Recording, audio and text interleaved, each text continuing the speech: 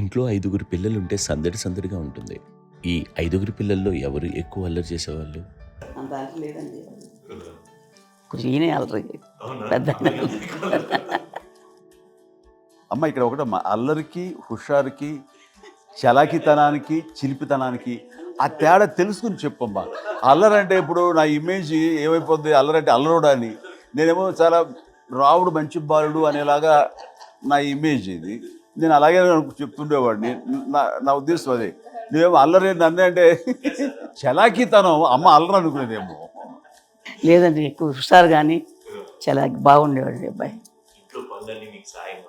అవునండి, వాడే చేసేవాడు. అది ఇంట్లో ఎవరు ముట్టుకునేవాడు కాదు. మా నాగబాబు అస్సలు ముట్టుకునేవాడు కాదు. అన్నిటికీ నాకు ఆయన సహాయమే పాపం. నాన్న ఆయన ఉద్యోగం వెళ్ళిపోయాడు.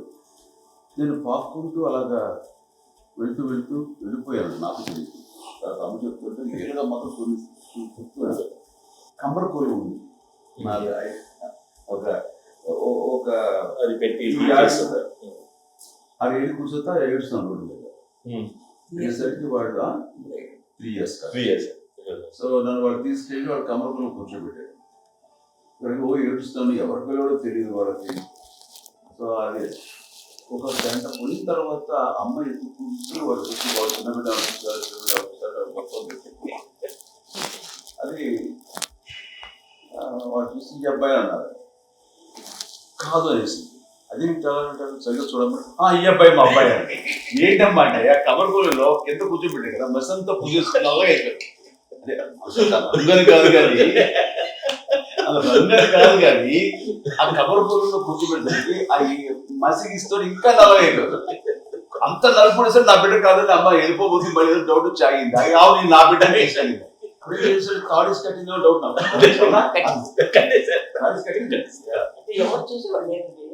అమ్మేమో అల్లరి అనుకునేదండి. నాకేమో చిన్ననాటి మహాభాగవతం కృష్ణుడి గారితో అనుకుంటాను. ఆయన మహానుభావుడు అయ్యే వాడు అందరికీ ఆ లక్ష్యం ఉంటుందేమో వచ్చినప్పుడు. కొన్నిదల కుటుంబ సభ్యులు మంచి రుచులను ఆస్వాదిస్తారని, మంచి భోజనాలని ఆనందిస్తారని అందరికీ తెలుసు. చిన్నప్పుడు వీరి ఆహారపు అలవాట్లు ఎలా ఉండేవి? ఈదేవి ఎగిరేవి ఇవి ఎవ్రీ డే 2 పూట్ల ఉండాలండి. మరి నాగబాబు పాపం ఏముంది, తిన్నట్టు ఇష్టం. మరి అన్ని రకాలుగా నాన్న కోసం చేసి పెడుతుంటే మరి తను అది ఇష్టపడక ఆ తర్వాత అవి లేకపోతే కోపడక ఎలా ఉంటాడు చెప్పండి. 5గురు పిల్లలు అయినా అమ్మా నాన్నలు కొంతమంది పైనే ఎక్కువ దృష్టి పెడతారు. ఈ 5గురిలో మీరు ఎవరి మీద ఎక్కువ ఫోకస్ పెట్టేవాళ్ళు? కళ్యాణ్ బాబు వాడంటే బాగా, అంటే వాడు ఏది తినేవాడు కాదు అసలు. ఆడికి ఏది తింటాడని ఇప్పుడు వాడికి నచ్చకపోతే, నేనైతే నచ్చకపోతే చాలా గోల్ చేసేవాడిని. అన్నయ్యకేమో చాలా అన్నయ్య ఏది పెట్టినా తినేవాడు, అసలు అడ్జస్ట్మెంట్ తింటానండి. నాకేమో నచ్చకపోతే చాలా గొడవ పెట్టేవాడిని. తిండి ఇది ఒక అన్నం, ఇది ఒక కూరలు అని వెళ్ళిపోయేవాడిని. అమ్మకు అమ్మతో తిట్టి నాకు వెజిటేరియన్ ఎలర్జీ ఉండేది, అంటే చిరాకు అనమాట. కళ్యాణ్ బాబు ఏంటంటే తనకి ఇష్టమైన ఫుడ్ ఉంటే తింటాడు సైలెంట్గా, బాగలేకపోతే సైలెంట్గా వెళ్ళిపోతాడు. అమ్మకి ఏమేంటారండి వదిలేమో తన తింటాడు, అది నిశ్శబ్దంగా నిరసన ప్రకటించేవాడు. దాంతో వాడి గురించి చాలా ప్రొటెక్టివ్గా చూసుకునేది అమ్మ. పైగా చిన్నప్పటి నుంచి కొంచెం వాడు వీక్గా ఉండేవాడు, అంత బలమైన ఇది కాదు. దాని తర్వాత కొంచెం అందుకని అమ్మ వాడిని స్పెషల్గా చూసుకునేది. వాడు స్పెషల్ కిడ్ అయ్యాడు ఇంట్లో. మీ అమ్మగారు మీ అక్క చెల్లెళ్ళకి ఇచ్చిన సలహా ఏంటి? ఇండిపెండెంట్ గా ఉన్నాం కదా అమ్మ, ఎవరిని డిపెండ్ అవ్వద్దు. మీ పిల్లల్ని నువ్వే జాగ్రత్తగా నేర్చుకో, ఎవరినైనా డిపెండెంట్ గా పెట్టద్దు. మాకు బాగా ఎక్కువ చెప్తుండేది. నేను నాకు కొంచెం టఫ్ టైమ్స్ లో కూడా మీ పాటి నువ్వే ఉండాలి, ఎవరి దగ్గర ఉండదు, ఎవరి ఇంట్లో ఉండదు, మా దగ్గర కూడా ఉండదు, మీ ఇద్దరు నువ్వే ఉండాలి. అది కష్టం కదండి అట్లా చెప్పడం. చెప్పాను చాలా తక్కువ, బట్ నాకు అదే చెప్పాను. ఇండిపెండెంట్ అట్లా మీ గౌరవం వెళ్ళిపోతుంది ఎక్కడ ఉండదు. అది చాలా నచ్చాలి. ఎప్పుడు కూడా అది చాలా హ్యాపీగా అనిపిస్తుంది అని చెప్పింది.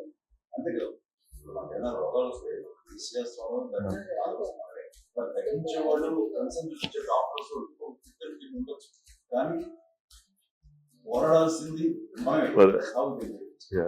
నాకు సార్ కొంచెం ఒక డిప్రెస్డ్ ఇదేదో వస్తుంది ఫేజ్ ఒకటి.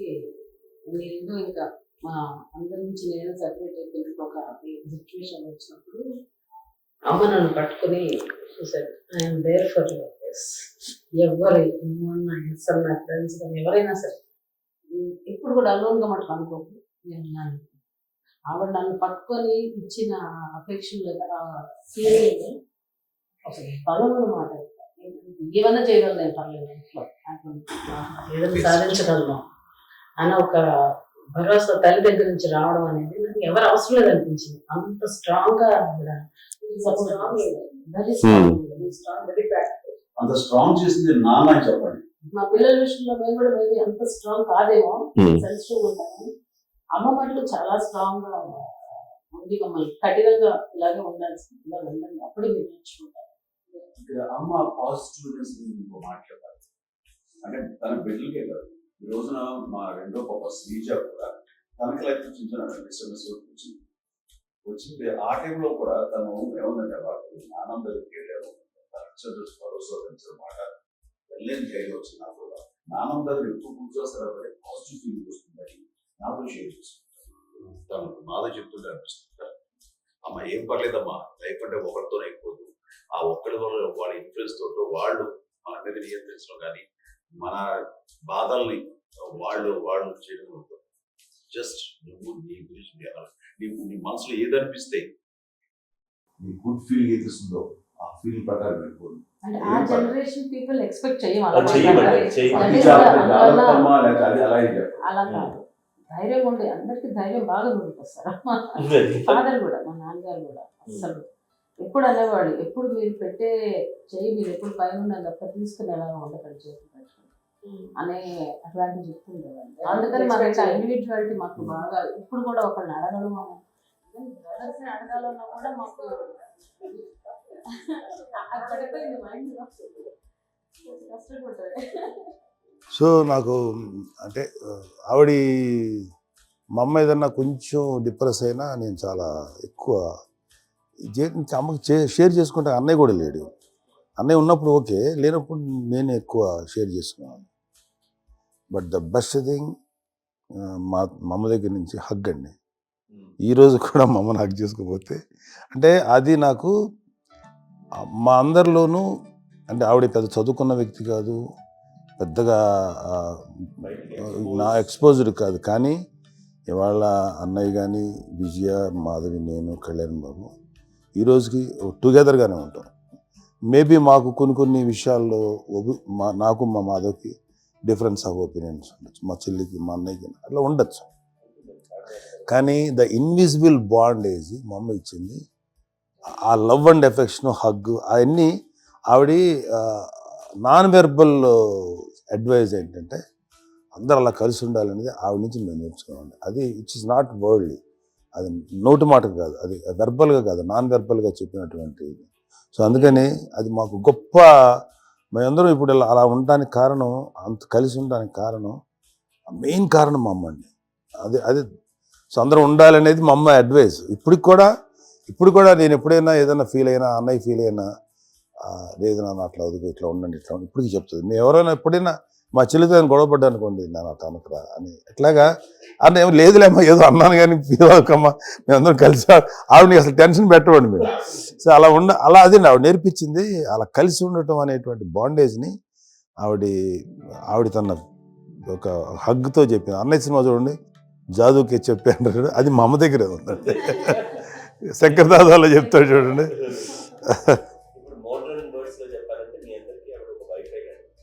Yes, he can say that. Yes. ఇంకొక అడ్వైజ్ కంటే అండి, అమ్మ విషయంలో నేను గొప్పగా ఫీల్ అయ్యేది కానీ చాలా మంది పెద్దలు రిటైర్ అయిపోయి విశ్రాంతి తీసుకున్నటువంటి పెద్దలందరూ కూడా ఆచరించే విధంగా ఒక విషయాన్ని ఇప్పుడంటే నా దగ్గర ఉంటుంది కాబట్టి ఉన్నారు. అమ్మ విడిగా ఇంకొక ఇంట్లో ఉంది, 9 సంవత్సరాలు నాన్నగారు గౌరవం దర్శించి ఉండే 5 సంవత్సరాలు ఒంటరిగా ఉండి నన్ను బిడ్డలందరూ ఎవరు మానవ వెళ్ళిపోయారు, నేను ఒంటరి అయిపోయాను ఫీలింగ్ అమ్మ ఎప్పుడు ఉండేది. తర్వాత బిడ్డలు ఆయా వాళ్ళ టైం బట్టి వచ్చి చూసుకుంటూ సరిపోతుంది. అది వారమా, నెలక, 2 నెలక, అసలు ఒకసారి రాలేని పరిస్థితి ఉంటుంది. 5 నెలల పాటు ఇదే ఊళ్ళో ఉంది, పక్క పక్క వీధుల్లో ఆ ఉండి ఎవరి పనులు వాళ్ళు బిజీగా ఉండి, ఎవరి కుటుంబం బిజీగా ఉంది, ఎవరి ప్రొఫెషన్లో వాళ్ళు బిజీగా ఉంది, ఎవరి ప్రొఫెషన్లో వాళ్ళు బిజీగా ఉంది, తన సంసారం తను బిజీగా ఉన్నాను సార్. అమ్మ ఏమి ఫీల్ లేదు, ఏంటమ్మా రావట్లేదు, అసలు పట్టించుకోవట్లేదు ఏంటి అంటే, అంతేలేమ్మా అని ఇలాంటి నిరసన మాటలు కానీ, ఈసరింపు మాటలు కానీ, లేకపోతే యూనికా భావం కానీ ఇలాంటివి ఎప్పుడు అమ్మకు లేవు. వచ్చే అబ్బాయి ఏం చేసి పెట్టాలి చెప్పండి, అయ్యో చాలా పాజిటివ్ ఉంది. ఇప్పటికీ కూడా తను సపరేట్ ఇచ్చుకుంటున్నాయి, ఎంతో అందరూ వేరు ఇచ్చుకోవాలి. ఎందుకంటే అమ్మకి మోస్ట్ స్ట్రెస్ పాజిటివ్ వచ్చినా లేకపోతే రిలీఫ్ ఏంటంటే కిచెన్ కూర్చోండి అందరూ పెడతారు. ఇప్పటికీ కళ్యాణ్ బాబు ఆకాగ్ర తిరిగేసి ఎక్కడో చేసి నిరసనలు చేసి నందాకలు చేసి వస్తే అమ్మకి చాలా జాలి. ఆడేదో ఇక మేము గుడ్లో కష్టపడుతున్నాం, కానీ ఆడి ఎంతలో వెళ్ళేదో మీ టీవీలో వాటిలో అవి ఎక్కువగా చూపించేసరికి వాడే కష్టపడతారు, మేము కష్టపడతారు ఫీల్ అమ్మకి అందులో వాడు రాగానే ఎలా వచ్చావా అని అమ్మ ఎక్కడ తెలియకపోతే ముందు అమ్మ తను ఎక్కడ ఉంటాడు ఏమో తెలుసు అది చేస్తారు. ఎక్కడ తను వాడి ఇష్టమైన బిర్యానీ అది చేసి పంపించి అది చేస్తారు. అట్లాగా బిడ్డలకి పెట్టడమే తప్ప బిడ్డల నుంచి ఈ వయసులో ఎక్స్పెక్ట్ చేయడం లేకపోగా కొంచెం పట్టించుకోవట్లేదు అనే ఒక భిన్నత భావంలో వెళ్ళిపోయి సైకలాజికల్ డిప్రెస్ అయ్యే మదర్ మాత్రం కాదు. ఆ రకంగా మనందరికీ భరోసా. మేము కూడా పెద్ద అయినా బిడ్డలు వాళ్ళ ప్రవృత్తి ఉద్యోగ రీత్యా వాళ్ళ వృత్తి రీత్యా వాళ్ళు దూరం అయిపోయి మనల్ని చాలా కమ్యూనికేషన్ గ్యాప్ వచ్చినా సరే బిడ్డలు నాకు దూరం అయిపోయి పట్టించుకోవట్లేదు. ఇలాగే చూసేవాళ్ళు వెళ్ళి ఎంత ఇదిగా వదిలేవాడు ఏమైపోయినా ఇంకా ఫ్యూచర్ బాధపడలేదు వాళ్ళకి అంటూ నేను చూసాడు ఆలోచించే విధానం ఏంటి అది మా అందరికి ఎంత కంఫర్టబుల్ అంటే అంతే కదా. ఎందుకోపోతే మాదో చూసుకుని మాదో లేకపోతే నాగో వెళ్తుంటాడు కలిగినప్పుడు మా విజయ చూసుకుంటుంది నా కలియబాబు తను చూసుకుంటాడు ఇలా ఎవరో కూడా వెళ్తూ ఉంటాం. అమ్మ మాత్రం అది వెరీ గుడ్ హెల్దీ. నేను చాలా మంది తల్లిదండ్రులు చూశాను, వాళ్ళు చాలా ఇదిగా ఉంటారు, పట్టించుకోవట్లేదు అర్థం చేసుకోగలం కానీ బాగుంచుకోవాలి కదా అని ఉంటుంది. ఫీల్ అవుతారు బిడ్డలు వస్తే వాళ్ళు ఏం చేసి పెట్టాలా అనే ఆలోచన. అది ప్రతి తల్లి చాలా మంది ఆచరించాల్సిన గొప్ప విషయం. చిన్నప్పుడు అన్ని ఆనందాలేనా, మర్చిపోలేని దుఃఖాలు కూడా ఏవైనా ఉన్నాయా? అమ్మ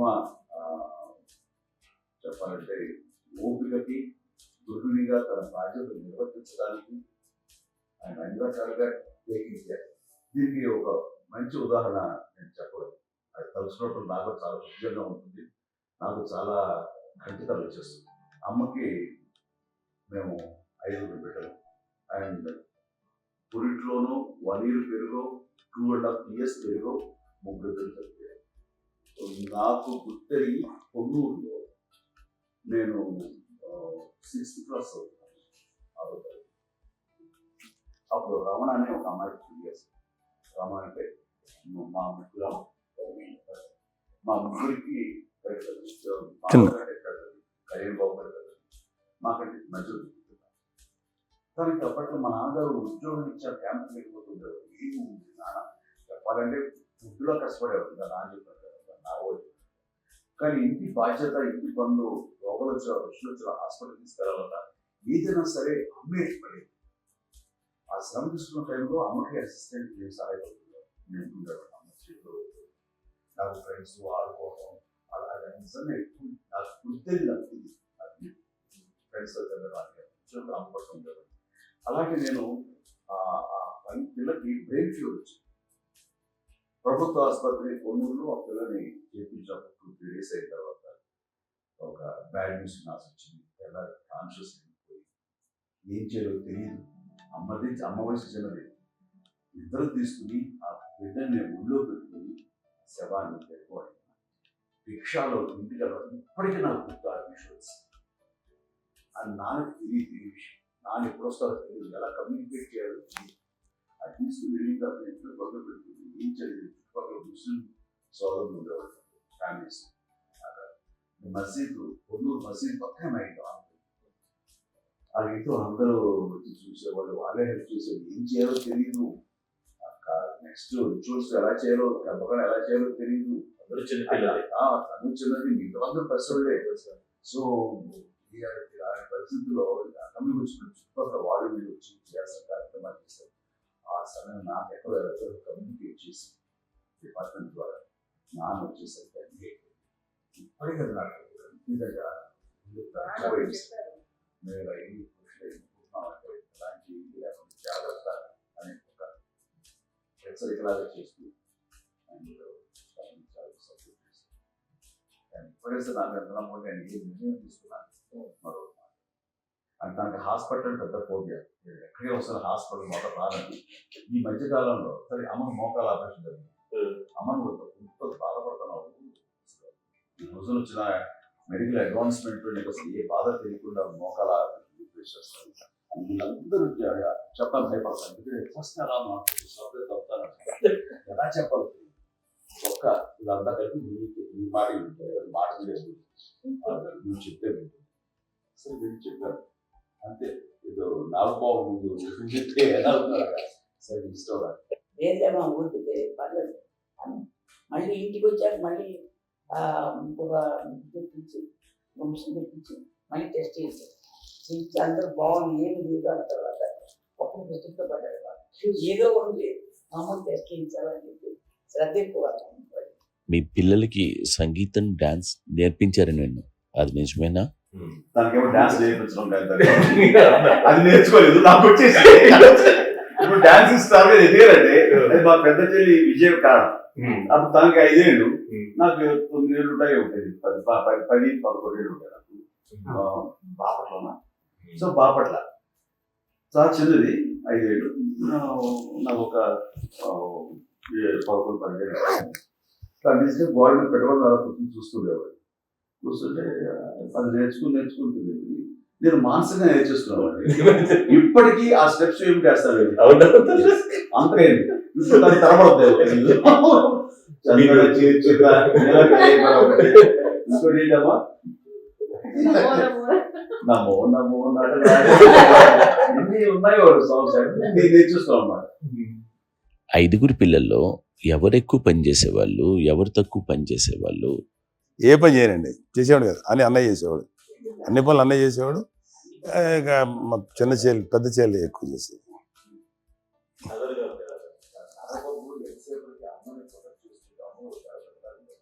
అదే అబద్ధం అండి. అది అన్నయ్య నన్ను గౌరవంగా మాట్లాడుతున్నాడు కానీ అన్నయ్య అవుట్ ఆఫ్ ప్రొటెక్షన్ మాట్లాడుతున్నాడు కానీ అవుట్ ఆఫ్ మాట్లాడుతున్నాడు కానీ అసలు ఎప్పుడు ఏ పని చేయలే. లేదు నిజే ప్రామిస్ అండి, ఏ పని చేసేవాడు కాదు. మా ఇద్దరికి మధ్యలో పాపం అన్నయ్య చాలా పని చేసేవాడు. ఎంత పని చేసేవాడు, నేను ఇచ్చిన తర్వాత మళ్ళీ నాకు ఏదైనా చిన్న పని చెప్తే అది కూడా నువ్వే చేయనివ్వండి. ఆ కోపం వచ్చేది, కోపం వచ్చి ఒకడు కొట్టేవాడు. కొడితే కోపం వచ్చేది తప్ప నేను వెళ్ళేవాడిని కాదు. అమ్మకి ఎప్పుడు ఏంటంటే ఒక ఇదే పని చేయడని, అంతే. నిజంగా ఏ పని చేసేవాడిని కాదు. లేదు లేదు లేదు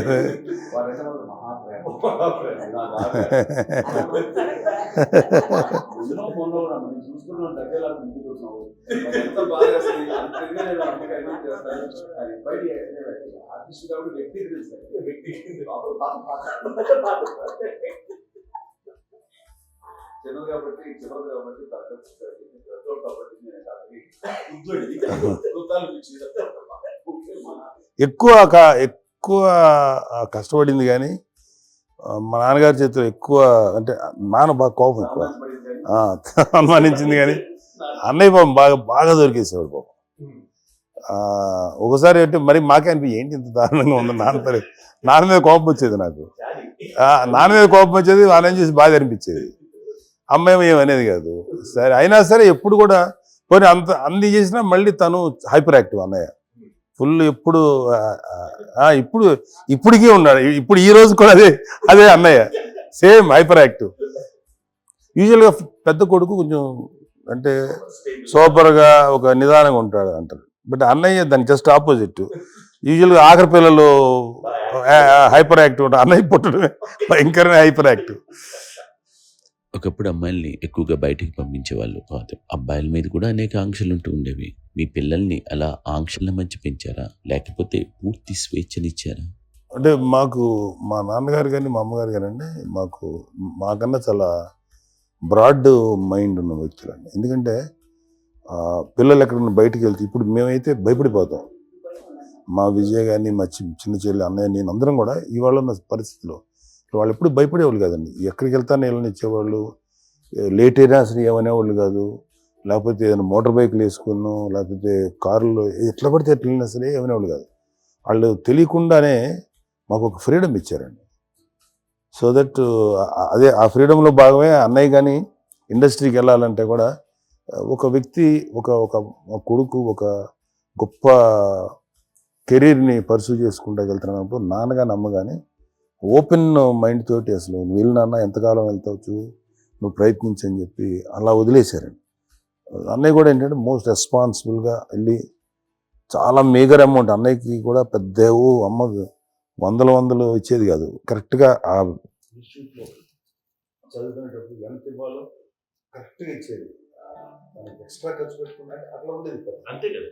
ఇంత జాగ్రత్తగా అన్నయ్య కూడా అంత రెస్పాన్సిబిలిటీగా చేసి అందువల్ల మా అమ్మ నమ్మకం ఉంటుంది. మా అమ్మగారి మా నాన్నగారి నమ్మకాన్ని ఎప్పుడు అది ఇంత నమ్మకానికి 10 times ఇచ్చాడు.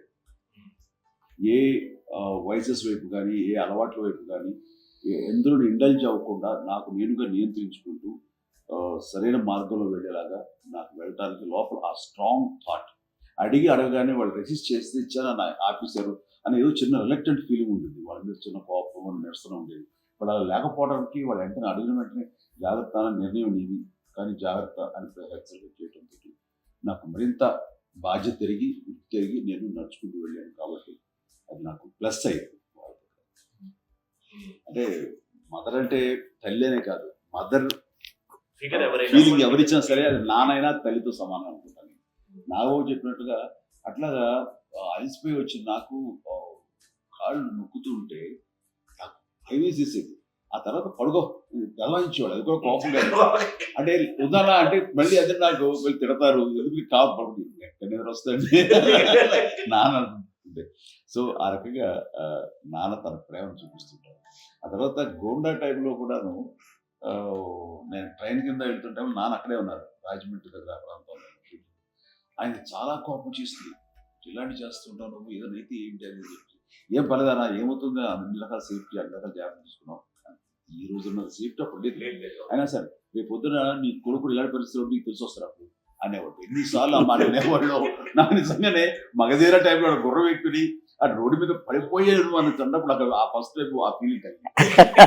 అలాగే పీటర్ హెయిన్స్ అనేవాడు ఫస్ట్ మగధీరలో జంప్ చేస్తారు, మోటార్ బైక్ జంప్ చేసినప్పుడు ట్రైన్లో పీటర్ హెయిన్స్ అంత హైట్ నుంచి 20 feet 25 feet హైట్ నుంచి పడిపోయి మొత్తాన్ని బోన్స్ ఇరగొట్టుకుని వాడు 7 నెలల పాటు వాడు హాస్పిటలైజ్. అది వీడైతే ఏమో తలుచుకుని పే వేసేసేది. అప్పుడు నాలుగు గుర్తుకొచ్చేవాడు, ఓహో వాళ్ళ టెన్షన్ ఇంతే లేవు, మనకి మన కొడుకు వస్తే తెలియదు ఈ మాట నాన్న ఎప్పుడో అన్నారని అనిపిస్తుంది. Sweet memories. అత్త కోడళ్ళ మధ్య అనుబంధం ఎలా ఉంటుంది? సురేఖ్ గారితో మీకున్న అనుబంధం గురించి చెప్తారా?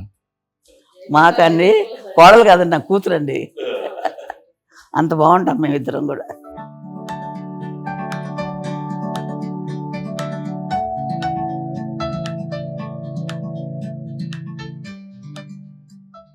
మీది ఒక అందమైన ఉమ్మడి కుటుంబం, అందరూ కలిసి ఉంటారు. ఇంత ఆనందంగా ఉండడానికి కారణం ఏంటి? దీనికి పునాది ఎవరే వేశారు? మా నాన్నగారి క్వాలిటీ నేను ఎగ్జాంపుల్ చెప్పగలను. అమ్మ వాళ్ళ ఇంట్లో పెద్దది, వాళ్ళ నాన్నగారు అంటే మా తాతయ్య గారు ప్రొహిబిషన్ డిపార్ట్మెంట్లో సిఐగా ఎస్ఐగా చేసేది. మా ఇన్స్పెక్టర్ సిఐ చేసి ఆయన కాలం చెందారు. చాలా ఎర్లీగా 48 years చచ్చిపోయారు.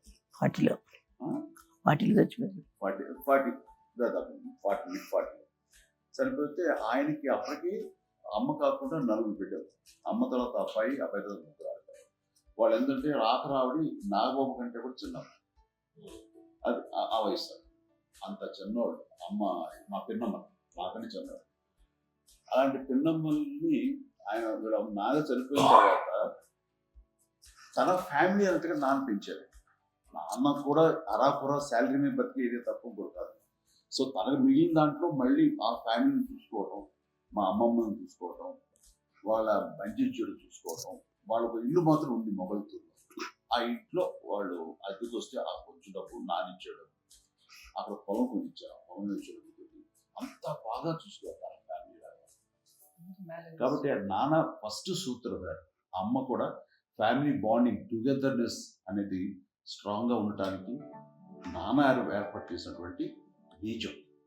అది అమ్మ కంటిన్యూ చేస్తుంది. మేము ఇవన్నీ చూసి మేము నేర్చుకుని మేము టుగెదర్. అందునే we are very rich in terms of emotional bonding. ఇప్పటికే వాళ్ళ ఏ కష్టం వచ్చినా, ఎవరికి ఏది ఇబ్బంది వచ్చినా సరే మొత్తం అందరం గుంపుడుపోతాం. ఏ లెవెల్గా వెళ్ళిపోయి మోర్ సపోర్ట్ చేస్తాం. అంటే వీ డోంట్ ఎక్స్పెక్ట్ అందరం చేయకూడదు. ఎస్, ఒకరినొకరు భరోసా.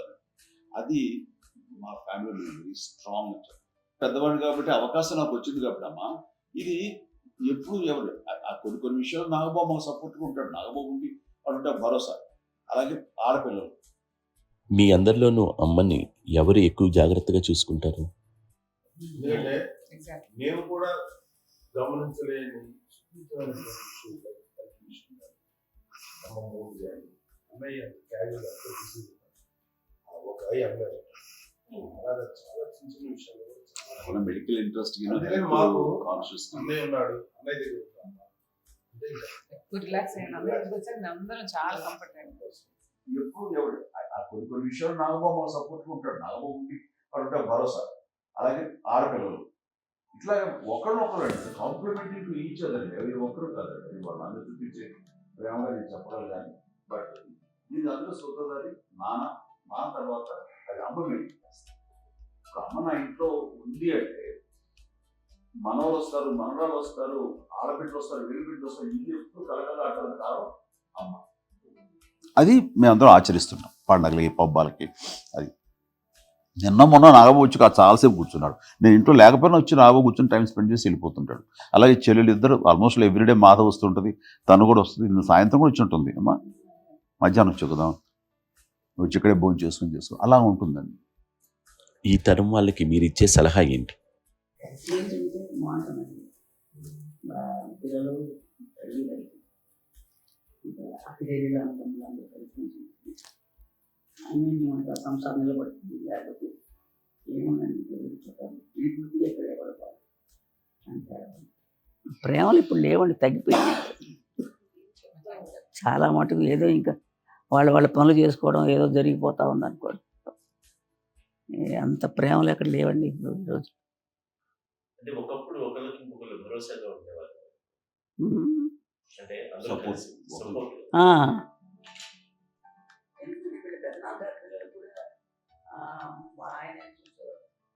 మా నాన్నగారు అన్నయ్య వాళ్ళ బిడ్డలు కూడా గట్టిగా ఉన్నారు. వాళ్ళు కూడా అమ్మాయి, వాళ్ళ ఆడపిల్లలు కూడా అమ్మాయి. చూడండి నాన్న ఎట్లయితే తన చెల్లెలు చూసుకున్నారో అంటే నా తరపు అన్నగారి పిల్లలు వాళ్ళు చనిపోయారు. వాళ్ళ బిడ్డలకి పెళ్లిళ్ళు పేరెంటాలు అన్నీ చేసింది అమ్మాయి. అమ్మలా చేసింది కాబట్టి అది మాకు మార్గదర్శనం ఉంది. ఇప్పటికీ వాడు కొంచెం మారి పరిస్థితి ఉంటే వాడికి ఇల్లు కూడా పెట్టడం కానీ, వాళ్ళకి పెద్దవాళ్ళు ఉంటే కనుక ఎవ్రీ మంత్ మా చందనాన్న గారి అమ్మాయి ఉంటే వాళ్ళకి ఎవ్రీ మంత్ మా ఇంటి నుంచి మొత్తం 15,000 ఎన్నో సంవత్సరాలు పోతాను. అదంతా కూడా మా పెద్దలు తెచ్చింది. వాడు కూడా వచ్చి అమ్మ ప్రేమ చూస్తారు.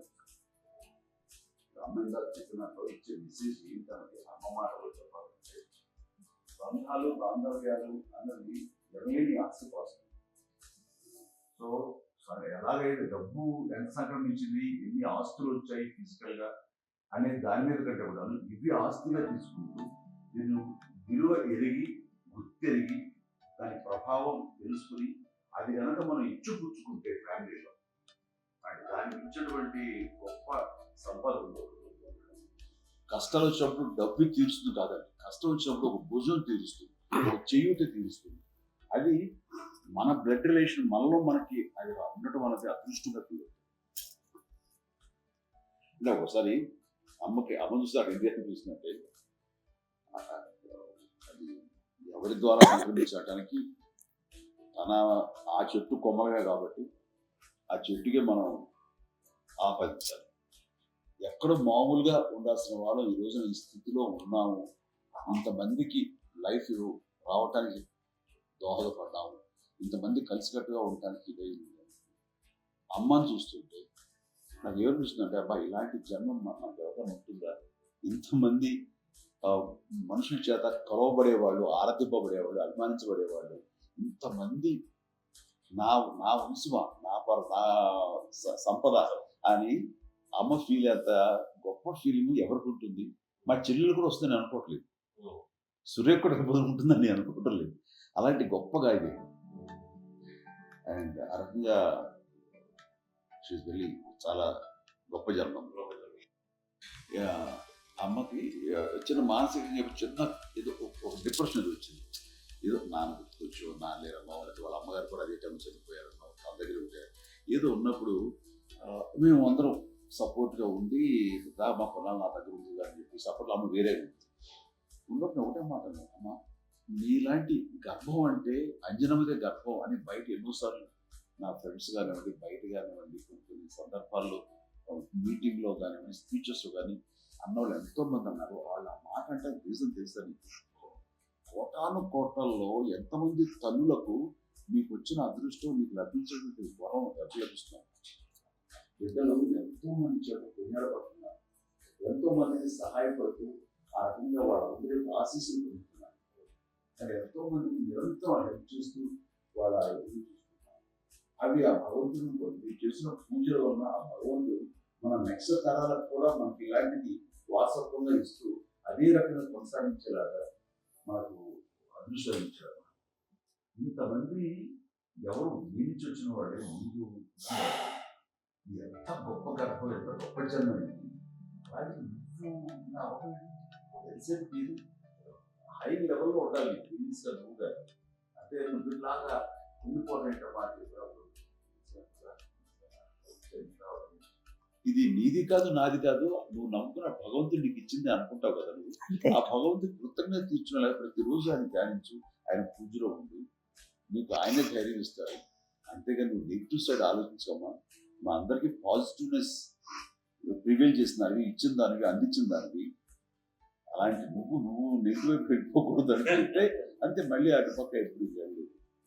ఆయన స్వామి భక్తి ఆయనలో చెప్పాలంటే ఆయనకి ఇంట్లో వేరే